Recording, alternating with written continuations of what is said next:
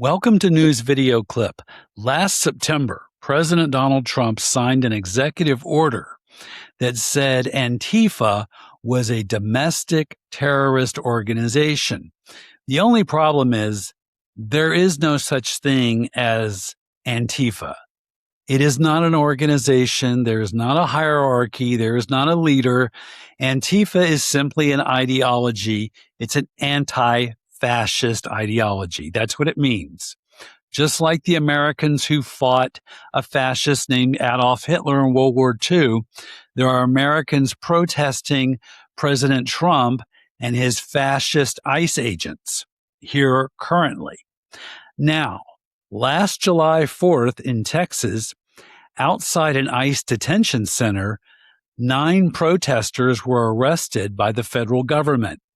And they were recently sentenced to between 30 and 100 years in jail because federal prosecutors called them Antifa without any evidence of Antifa even existing. All right, here is Democracy Now! They have the report. On Tuesday, a federal judge in Texas handed down unusually harsh sentences ranging from 30 to 100 years to a group of anti-ICE protesters convicted of terrorism charges in March. Federal prosecutors had accused the 9 defendants of being members of a North Texas, quote, Antifa terror cell for attending a protest outside the Prairieland ICE jail on July 4th of last year, during which fireworks were set off and a police officer was shot and wounded. Okay, we're going to stop here for a second. This is important.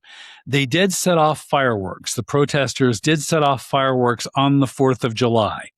The government claims those fireworks are, quote, explosives, and they were used by terrorists because they're calling these 9 protesters Antifa. That's how they get the terrorist charge on them. Now, an officer was wounded when one of the anti-ICE protesters reportedly shot his gun into the ground and the bullet ricocheted and hit the cop, who lived. He is not dead. All right, let's watch the rest of this report. Among those sentenced was Daniel Sanchez Estrada, who wasn't even at the protest. He received a 30-year prison term for conspiracy to conceal documents after he moved a box containing anti-fascist magazines and pamphlets.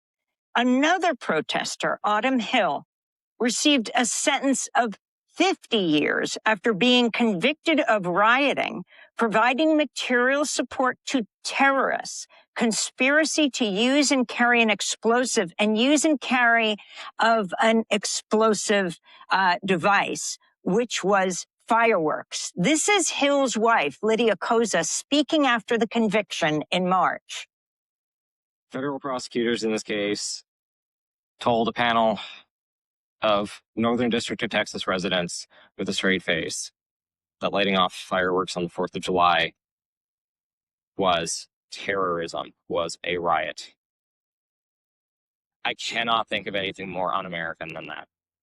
And I cannot think of anything more inhumane than the horrors that ICE is inflicting through its state terror on our communities.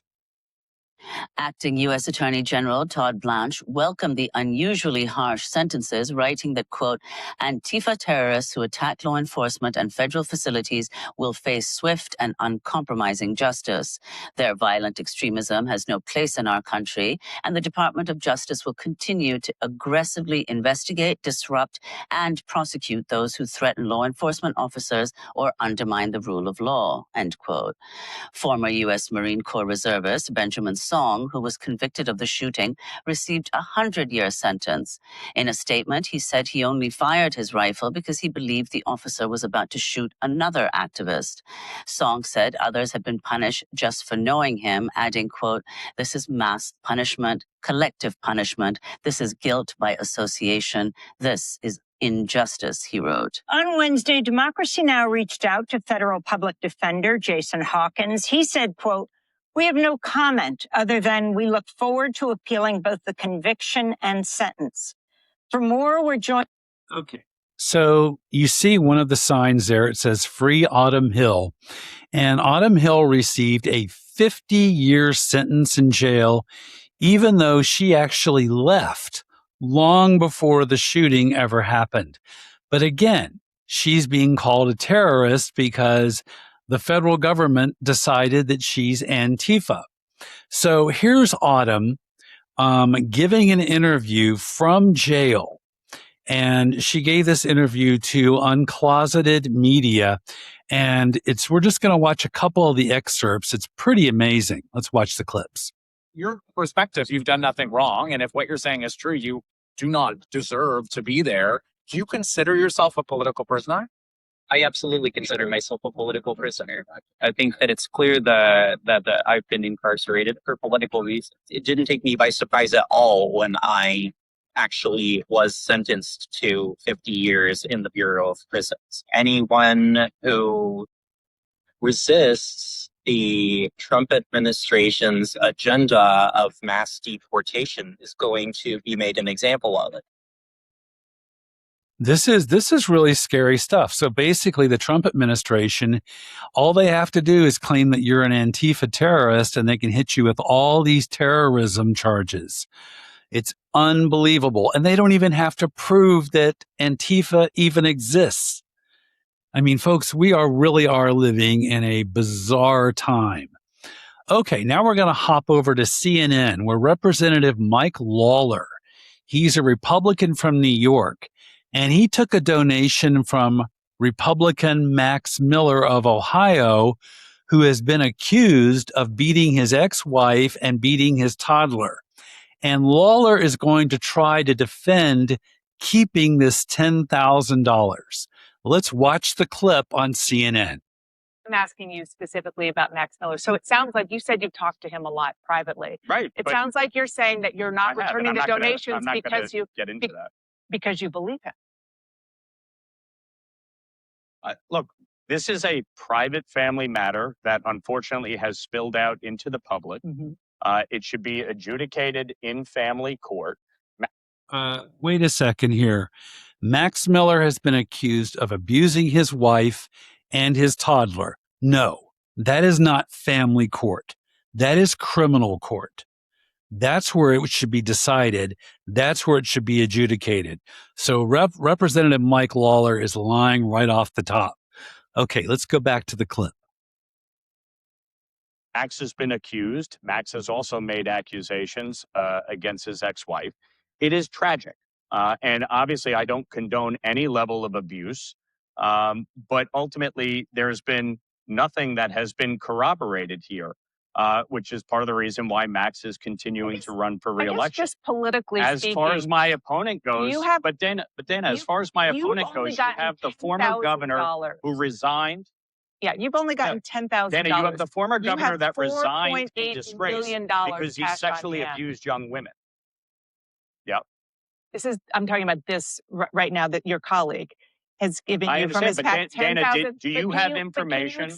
Can you explain, just politically speaking, why not just give the money back? It's only 10 grand and you have 4.8 million cash on hand.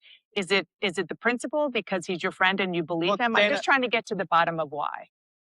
Yeah, Dana, do you have information that proves the allegation? I mean, are you aware of something that the rest of us are not? No, absolutely not. So he denies accused. it, and his he's been accused. Father and ex-father-in-law, who's a senator, very much says that he should not be in Congress.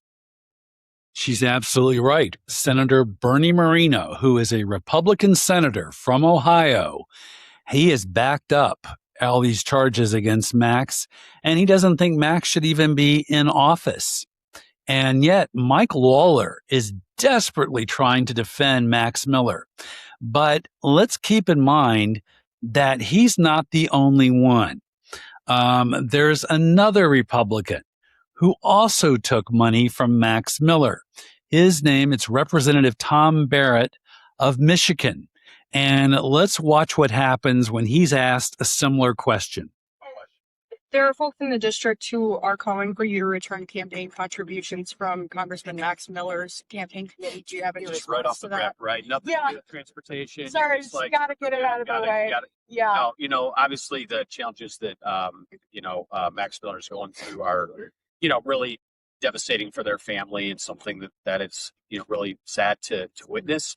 I'm somebody that believes in due process, whether it's due process for Max as he goes through the ethics process, or due process for my opponent, who's a convicted felon. I think that. Well, let's talk about a convicted felon, 34-time convicted felon Donald Trump, whom Tom Barrett supports completely.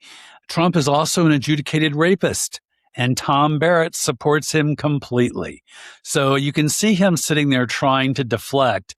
But the fact is that Tom Barrett and Mike Lawler are absolutely disgusting in their support of Max Miller, and they keep trying to downplay these very serious charges.